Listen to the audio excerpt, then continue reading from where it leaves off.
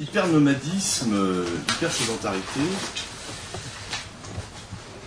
Attali promettait il y a quelques années un monde nouveau parcouru par des nouveaux nomades, et ce monde devait être caractérisé par des objets eux aussi nomades.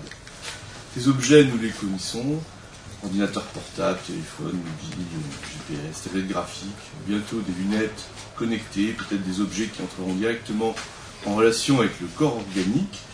Je tiens à la dernière précision, car nous sommes peut-être de futurs cyborgs, et il faudra préciser de quoi nous parlons quand nous disons notre corps. L'iPad n'est-il d'ailleurs pas déjà défini comme l'ordinateur intime? Terme assez marketing, mais pas tout à fait faux. La réalité augmentée, pour ce nouvel homme-machine, introduit une nouvelle relation avec l'environnement. D'une certaine façon, la distance s'y abolit, peut-être également et simultanément la proximité, car la proximité ne se dissout pas dans l'information, à plus forte raison dans l'échange d'informations. C'est... Ah d'accord, je les ai distribués. À plus forte raison dans l'échange d'informations. Quiconque a touché l'autre le sait. Dans un roman intitulé Solara, Asimov imagine une planète du même nom, où les hommes ne communiquent plus que par écran interposé, tant la présence corporelle de l'autre leur inspire le dégoût. Un crime a pourtant été commis, et il faut que la raison en ait été forte pour surmonter cette répulsion. On demande à un terrien de procéder à l'enquête. Dans le même mouvement, ces objets nomades nous situent d'une manière tout à fait nouvelle. On peut d'abord évoquer la possibilité de géolocalisation à laquelle nous accordons notre consentement, si nous le voulons, quand une application nous le demande. Acceptez-vous d'être localisé? Acceptez-vous les notifications push? Situés sur Terre, il est possible de savoir exactement à quel endroit nous nous trouvons.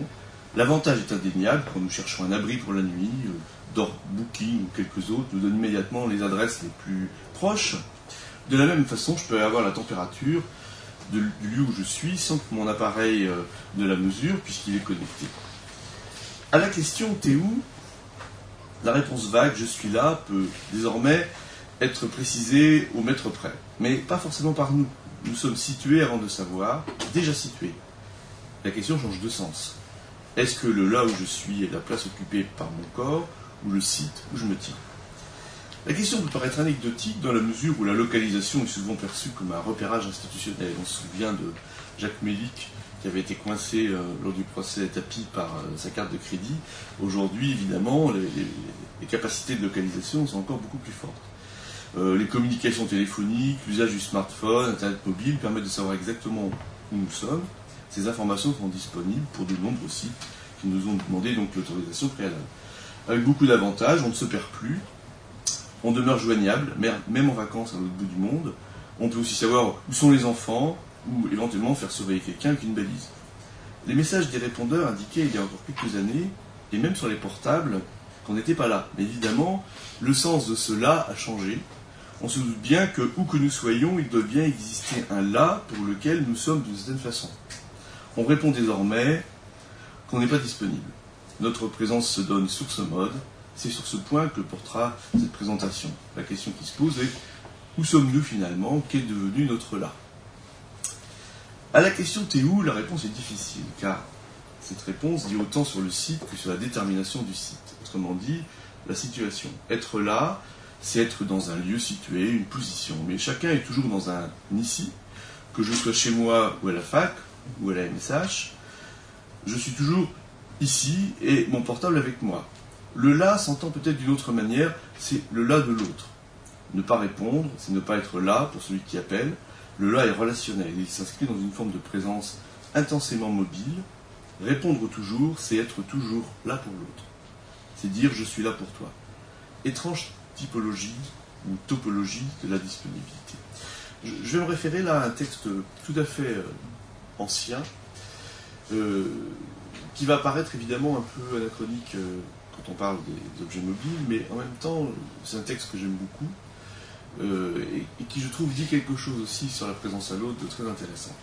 Il est extrait du traité de l'amour de Dieu de François de Sales, et je vous lis quelques lignes.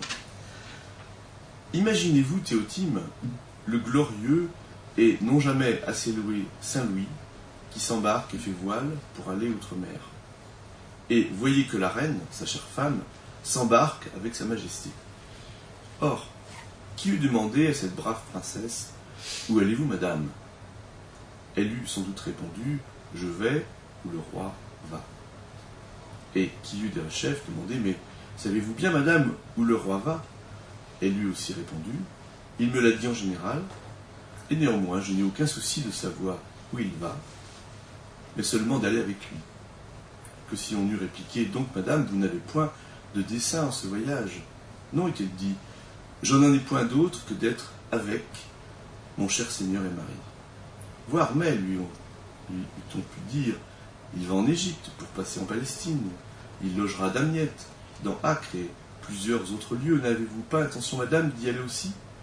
À cela, elle eût répondu, non vraiment, je n'ai nulle intention, sinon d'être auprès de mon roi, et les lieux où il va me sont indifférents, et de nulle considération, sinon en tant qu'il y sera.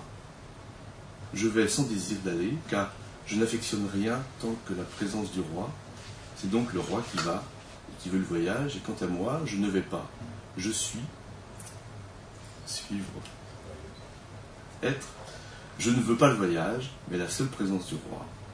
Le séjour, le voyage et toutes sortes de diversités m'étant tout à fait indifférents. Bon, évidemment, on est ici dans un texte à tonalité mystique, très proche de la tonalité du Cantique des Cantiques, François de Sales, Madame Guyon. Ce genre de texte est assez récurrent dans les textes du XVIIe siècle. Et d'une certaine façon, la question est de savoir si cela de l'autre perdure, ou se transforme, ou se modifie dans la relation que nous pouvons avoir avec les autres, avec le téléphone portable par exemple, mais aussi dans d'autres situations. Étrange topologie de l'amour. Dans La voix humaine, Poulenc s'était intéressé à cette étrange présence du manque à travers une communication téléphonique. Bon, c'est une œuvre qui est assez intéressante parce que c'est la première fois pratiquement que dans une œuvre justement interviennent les médias comme œuvre d'art.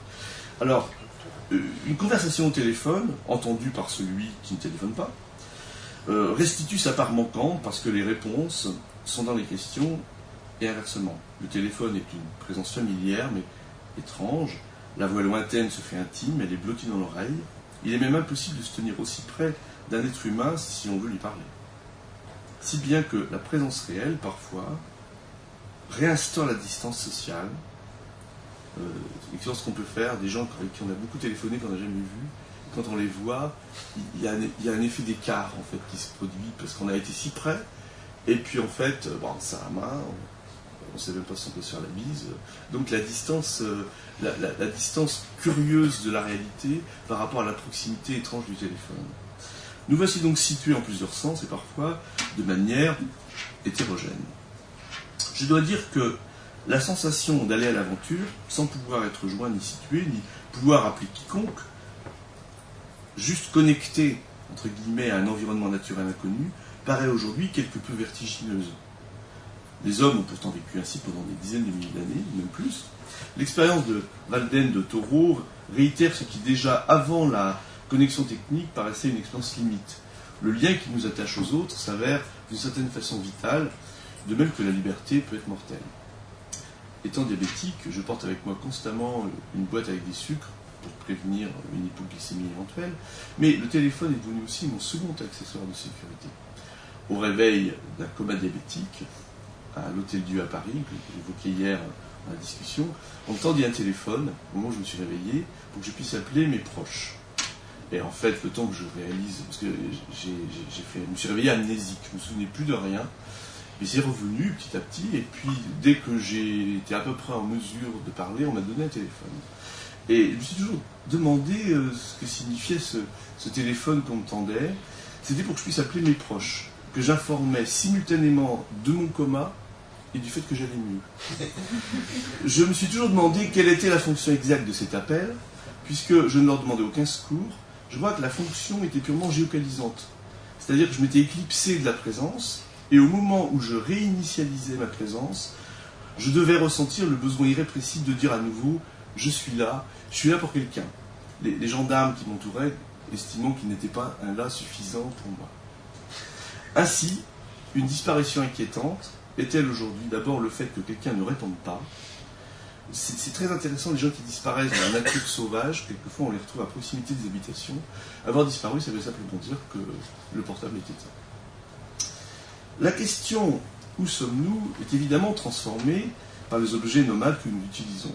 Paul Virilio rappelle que Howard Hughes possédait dans chaque endroit du monde où il allait une chambre simple, absolument identique, et il l'interprète comme la volonté d'anéantir la différence temporelle. La particularité des technologies récentes est qu'elles nous permettent de trouver sur chacun de nos appareils exactement le même environnement. Le bureau est ainsi le même sur un ordinateur ou un autre, et le cloud computing ne fait qu'accentuer ce processus. Il est possible de travailler sur les mêmes fichiers dans ces lieux différents, sur des ordinateurs différents, et même à plusieurs simultanément. Les objets nomades s'avèrent ainsi paradoxaux. Ils sont mobiles, mais en vue de produire le même lieu virtuel, où que nous soyons. Il est possible ainsi de visiter sur Google Maps des lieux inconnus. Il est simultanément possible de voyager de manière immobile, puisque notre environnement est maintenu dans la mobilité. L'expérience du dépaysement se trouve ainsi dissociée des déplacements. C'est pourquoi je parle d'hypernomadisme et d'hypersédentarité. Le terme hyper indiquant une accentuation quantitative, mais aussi une annulation. Le là est sans cesse déplacé, et simultanément il est possible de trouver un ici qui me recueille presque n'importe où. Dans ces conditions de mobilité, cette mobilité est devenue autre que ce qu'elle était. D'une certaine façon, cette transformation environnementale n'est pas réservée aux objets nomades, elle ne fait que poursuivre le travail du standard. Les objets standards, largement diffusés, ils paraissent toujours surprenants. J'ai fait des échanges de maisons pendant des années, pour les vacances, et partout il y avait des objets Ikea. Ce qui est tout à fait extraordinaire, parce que, en fait, ce qu'on découvre, c'est que progressivement, on sait utiliser toutes les maisons. Il n'y a qu'un truc qui ne marche pas, c'est les prises de courant. Et on trouve toujours bizarre d'avoir des objets aussi standards et des prises de courant qui finalement ne le soient pas. Donc les prises de courant rappellent aux utilisateurs de machines mobiles que les maisons sont encore un petit peu différentes et un peu climatiques encore. Il reste encore quelque chose. Mais c'est la maison Ikea qui devient progressivement donc le standard européen. Certaines chaînes hôtelières proposent deux types d'habitation. Soit l'habitation de tourisme où on va faire du local, c'est-à-dire hôtel chinois en Chine, espagnol en Espagne, mais la chaîne Marriott, par exemple, propose des chambres strictement identiques pour les hommes d'affaires qui veulent retrouver les mêmes objets aux mêmes endroits, donc Howard Hughes, on va dire, à la portée de tous. Le standard électronique est cependant un peu différent, dans la mesure où il interfère avec les fonctions corporelles d'une manière nouvelle. Ce que produisent les objets nomades réside dans un ici transportable, comme on l'a vu, qui n'est rien d'autre que nous-mêmes, car ils sont finalement des extensions de notre présence. Faut-il y voir une neutralisation du là, une transformation de la relation à l'autre? Il est très difficile de répondre aisément à cette question. Je voudrais lire quelques extraits d'un texte que j'ai découvert il n'y a pas longtemps, et qui m'a beaucoup plu pour une raison assez simple, c'est que il commence à peu près de la même façon qu'un livre que je suis en train qui va être publié. Et donc ça m'a attiré. J'ai trouvé des choses vraiment intéressantes. Je fais quelques petits prélèvements parce qu'il s'intéresse justement à la question du regard et de ce rapport, si vous voulez, technique du regard. Je lis quelques extraits. Donc il s'appelle Agi Kenan, Visage. Il n'y a pas si longtemps, il est arrivé quelque chose à notre regard. L'expérience de la vision a changé, le champ visuel a subi une transformation radicale, les images sont pourtant plus nettes que jamais, le niveau des pixels ne cesse d'augmenter, mais cette acuité dissimule le fait que le sens de la vue n'a plus de sens, que l'œil est cliniquement mort. L'œil ne se ferme plus, ne se clôt plus, mais s'écarquille à tel point qu'il ne peut plus se dessiller. Deuxième extrait. À l'ère de l'image numérique et de la communication à haut débit, rien de ce que voit l'œil ne le fait jamais se fermer ou s'arrêter, car il est lui-même devenu stimulo-dépendant, voire stimulomane. L'émotion est devenue sa mesure, et en tant que telle, rien ne peut donc plus l'émouvoir. Plus spécifiquement, l'œil qui engloutit tout, ou que tout engloutit, est un œil qui ne peut avoir de lien avec un lieu, ni avec la question où. La dimension éthique du virtuel lui est étrangère. bizarre parce que sa capacité de distanciation a été effacée de son champ d'expérience. Page 25. Face à l'écran et à l'information qui est encodée, le mouvement de l'œil se fait homogène et tous les points de vue deviennent identiques. Comme l'écran est le cadre de contenu élaboré et ficelé et servi d'une manière répondant d'avance aux besoins du consommateur, la façon d'aborder ce qui apparaît, l'angle d'observation, le type d'engagement, l'orientation, la mise en place ne jouent plus un rôle véritable, mais constituent un dérivé tout à fait secondaire et négligeable de ce qui s'y trouve. Et de fait, tout est déjà là, en face, encadré et présenté de fond pour tous, et pour personne en particulier. Dernier petit extrait. Pour conserver un format homogène, l'écran réduit le visuel au plus petit dénominateur commun, l'écran devient l'aplat du visuel, et plus généralement l'aplatissement de ce qui se transforme, en fin de compte, en frontal. Alors, je ne reprends pas forcément cette lecture à mon compte, je la trouve interrogante, et je dirais que peut-être que le démembrement de l'ICI auquel il semble faire allusion a déjà existé finalement dans la culture européenne. Et ça, c'est quelque chose que je voulais mentionner parce que c'est un exemple intéressant. Vous savez que, bon, j'en ai parlé aussi un petit peu hier, j'ai fait ma thèse sur les reliques donc il y a assez longtemps. Et il y avait quelque chose qui m'avait beaucoup étonné, c'est que au moment où vous savez qu'on enterrait les morts là où ils étaient nés, c'est-à-dire qu'il y avait une topologie de l'enterrement des morts, puisqu'on pensait que, de même que tout objet devait revenir à son lieu propre, les morts aussi. C'est pour ça que les fantômes étaient des morts mal enterrés. Et il se produit avec le christianisme quelque chose d'assez curieux, c'est que les morts sont toujours enterrés, on appelle toujours le lieu où on les enterre hic locus ou autopos. J'ai fait un raccourci mauvais gréco-latin. Et en fait, le démembrement qui donne lieu à la production des reliques, le démembrement des corps, fait que, très curieusement, ces lieux qui étaient fixes et qui devaient être dans le lieu, enfin, ces lieux mortuaires qui étaient fixes, deviennent des lieux mobiles. C'est-à-dire qu'en réalité, on continue d'appeler le lieu des objets qui sont déplacés et qui sont transportés. On parle de translation des reliques.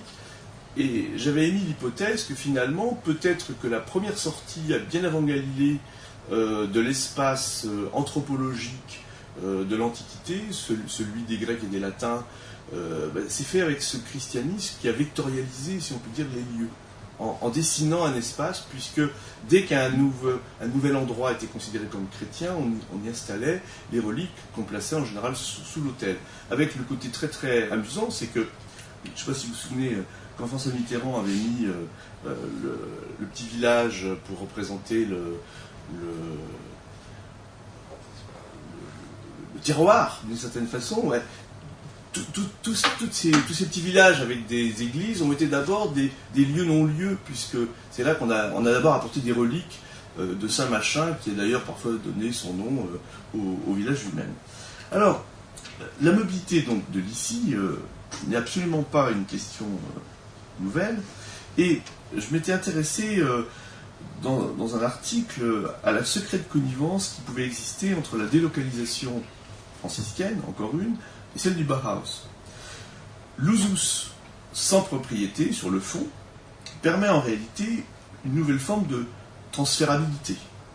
Il faut penser que la désappropriation franciscaine coïncide exactement avec l'apparition du capitalisme mercantiliste en Italie du Nord. Saint François est d'ailleurs de famille commerçante. Et il s'est produit quelque chose d'assez intéressant, c'est que dans le débat qu'il y a eu après Saint François, de savoir, vous savez, c'est ce qui est évoqué dans le nom de la rose de Eco, si les franciscains étaient vraiment propriétaires ou non de ce qu'ils utilisaient. On avait avant une conception de la propriété qui était plutôt issue d'Aristote et disons qui avait fait l'ensemble de la doctrine de l'Église. Et Guillaume d'Occam, franciscain anglais, a inventé, a élaboré, a contribué à l'élaboration d'un nouveau type de propriété distinguant l'usage non propriétaire d'une propriété absolue, en fait. C'est-à-dire que, d'une certaine façon, il a scindé l'usage et la propriété, faisant de l'usage une simple utilisation, la propriété étant une propriété, une potestas, c'est-à-dire une puissance qui permettait de céder un bien. On sait très bien, par exemple, que pendant très longtemps, beaucoup de biens n'étaient pas cessibles, parce que la propriété était en fait un entrelac je dirais, d'autorité sur un bien. Et l'idée, par exemple, que le comte de Provence puisse vendre la Provence, en fait, c'était pas possible. Et on sait que la transférabilité des biens, notamment des familles nobles, n'a pas été possible avant le XVIIIe siècle, par exemple. Ça veut dire qu'on voit bien qu'à un moment donné, s'est mis en place une forme de transférabilité de rapport au lieu qui s'est beaucoup transformée. Et je trouve ça très intéressant parce que on parle aujourd'hui de la Chine qui achète des terrains en Afrique, et se pose encore la question justement de savoir c'est quoi finalement être propriétaire, quelle est l'appartenance locale, quel est le degré de souveraineté, de propriété des gens qui vont acheter les terrains. Et on se rend compte que le mouvement de titrisation, qui d'ailleurs touche l'homme lui-même, puisqu'il se trouve lui aussi titrisé, avance dans cette désubstantialisation, désappartenance, délocalisation galopante. Alors, la question, effectivement, qu'on peut se poser, c'est de savoir si, d'une manière assez générale, que les outils numériques accompagnent, mais sans se limiter aux outils numériques, on pourrait dire que c'est peut-être l'espace qui, à son tour, est en train de se transformer, un peu comme ça s'est produit au moment où le christianisme a modifié la conception spatiale de l'Antiquité grecque. Michel de Certeau, dans Les Arts de Faire, avait déjà pressenti une certaine prévalence du récit sur le tableau. Quand on visite un appartement, c'est l'exemple qu'il choisit, on n'a pas forcément une représentation surplombante, car ce qui importe, en fait, relève des déplacements d'ici, dans l'espace, et ce sont les récits que cela produit qui constituent l'expérience spatiale in fine. C'est vrai qu'avec la géolocalisation et le GPS, la situation anthropologique dans l'espace se transforme également. On suit désormais l'ordre des indications sans qu'il soit nécessaire de se repérer sur le plan. Les images écrans que nous donne le GPS ne sont pas vraiment des plans, mais plutôt des simulations de la situation du conducteur qui se superposent à sa vue. L'idéal, ça serait d'ailleurs qu'on ait l'image en transparence sur le pare-brise qui nous montrerait à la fois la route réelle et la route virtuelle. À un moment, même, voir le plan devient déstabilisant car il n'est pas possible de se voir simultanément. Bonjour Jean, c'est là. Il n'est pas possible de se voir simultanément. Attends, parce que moi j'ai perdu mon. Voilà. Il n'est pas possible de se voir simultanément sur le plan et dans le plan. C'est-à-dire que d'une certaine façon, les deux images sont extrêmement difficiles à coordonner. On peut penser aussi que l'aménagement des trajets de circulation, et je pense particulièrement aux gens qui conçoivent les bretelles de circulation pour les autoroutes, sont désormais absolument contre-intuitifs. Bon, ça fait longtemps, hein. C'est-à-dire que pour aller au sud, on va au nord. Hein. On sort à droite parce qu'on veut aller à gauche. Mais je pense que d'ici quelques années, il ne sera plus possible de se déplacer sans GPS. C'est-à-dire que finalement, j'ai observé que les panneaux, par exemple, sont beaucoup plus rares. Il y a de moins en moins de panneaux, parce qu'on trouve que c'est moche, donc on a enlevé les panneaux. Mais on arrive aussi à une conception de l'espace, c'est que finalement, on a effectivement un GPS qui nous permet... Alors, excusez-moi, il m'arrive avec une histoire. Pourquoi c'est éteint mon texte voilà. Ça, ce sont les interférences du réseau qui nous demandent si je veux me connecter. Oui, il sera peut-être plus possible de circuler sans GPS parce que ce sont les mêmes logiciels qui vont composer les plans de circulation que ceux qui nous permettront de circuler effectivement dans cet espace. Ce qui veut dire aussi que on découvre avec le GPS, par exemple, un transfert de la mémoire, c'est-à-dire que le fait qu'on prend l'habitude finalement de se déplacer sans savoir exactement où on va et sans avoir forcément une représentation très précise de l'endroit où on va. Si bien que ça va être un petit peu comme le nid d'oiseau de Pékin, c'est-à-dire qu'on sait que ça tient, on voit que ça tient, mais on ne sait pas comment ça tient. C'est-à-dire que on peut le calculer, mais d'une façon intuitive, il n'est pas possible, effectivement, de le savoir. C'est pour cette raison que le nid d'oiseau semble flotter au-dessus du sol, alors que personne ne pense que les linteaux du temple de Paestum flottent au-dessus des piliers, par exemple. Et je dirais même pas la coupe construite par Brunelleschi. Désormais, il faut suivre le parcours, le récit, pour arriver à ses fins. Alors, comment penser l'ici? À la suite de la Révolution franciscaine, le fonctionnalisme du Bauhaus organise l'environnement de l'homme autour de son unité organique. Breuer imaginait des fauteuils comme des colonnes d'air qui disparaîtraient dès que le besoin de s'asseoir aurait disparu. Les objets numériques sont ainsi fonctionnels et on leur demande également de disparaître quand on ne les utilise pas.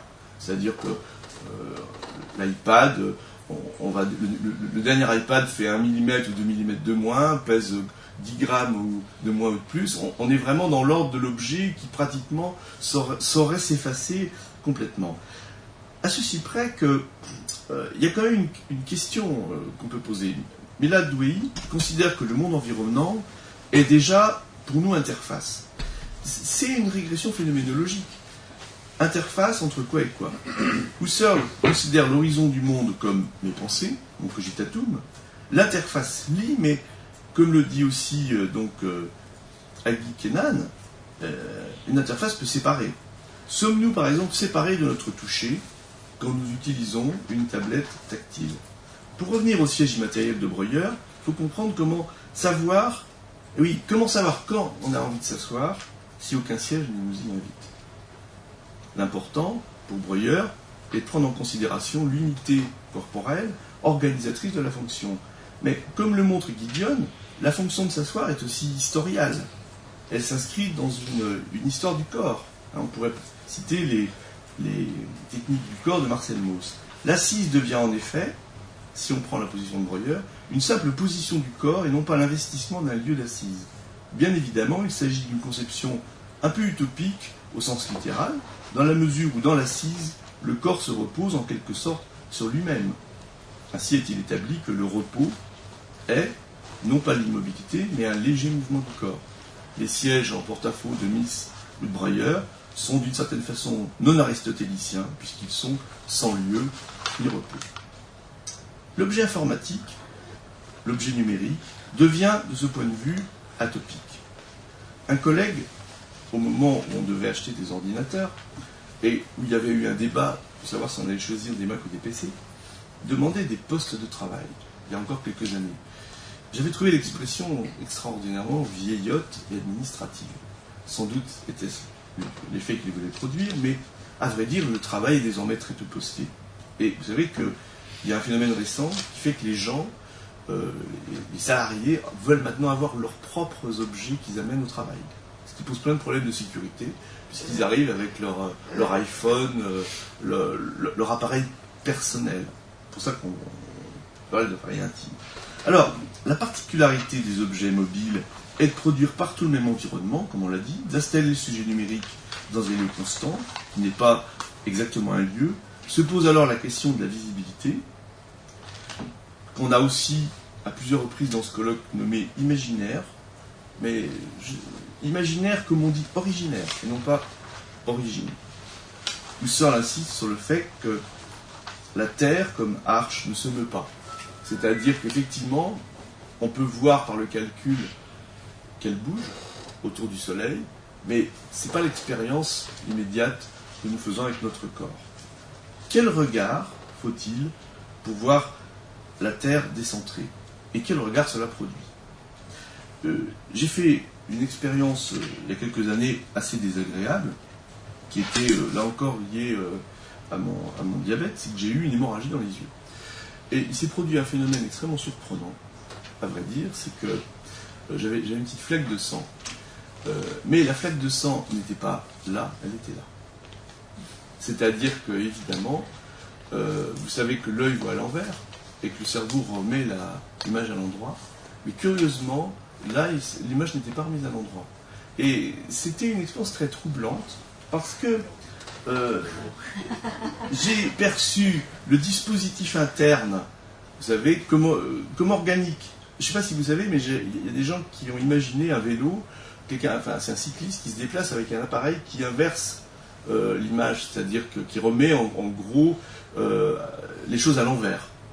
Et j'avais vu un petit documentaire assez amusant, on voyait la personne d'abord se casser la figure, et puis s'habituer, c'est-à-dire à ce que le sol soit là, et que le ciel soit là. Évidemment, quelle ne fut pas ma surprise de me rendre compte que je disposais moi-même de cet objet, de ce dispositif organique à l'intérieur de mon organisme. Ce que je voulais dire, c'est que l'altération du visible par un dispositif technique modifie la vue, et évidemment notre corps s'en trouve changé. Ça veut dire aussi que, assez curieusement, le corps défaillant, puisqu'il s'agissait bien d'une défaillance, se trouve immédiatement technicisé et établi dans un rapport aux objets qui devient un petit peu différent. C'est ce que Virilio d'ailleurs avait très bien noté, puisqu'il a beaucoup insisté justement sur le rapport du dispositif et de la maladie. On commence d'abord par mettre des dispositifs de marche pour les handicapés, et puis on pense que bientôt on pourra avoir des appareils de marche pour tout le monde, si vous voulez. On en revient, en ce qui concerne les objets numériques, à cette question de la frontalité évoquée par Agues-Duquesnel, et qui effectivement restera à la fin de cette communication comme une question. Voilà, j'ai fini.